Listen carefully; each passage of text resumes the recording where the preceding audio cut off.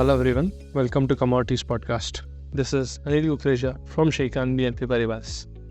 Today we have an update on crude oil. On the daily chart, crude oil has formed a head and shoulder formation as it breached the neckline of the formation and is trading below it, implying bearish bias for the prices. Crude oil has been trading with a lower low formation while moving below the previous swing low. The support for the crude oil should be around the level of 6,500 and 6,400, while the resistance should be around the level of 6,800. The momentum indicator RSI has a negative crossover as it moves towards the oversold zone, supporting the bearish move. Thus, any rise should be an opportunity to sell, targeting the level of 6,500 and 6,400, while the reversal should be above the level of 6,800. Hence, we expect crude oil to trade with a negative bias for the day ahead. Thank you.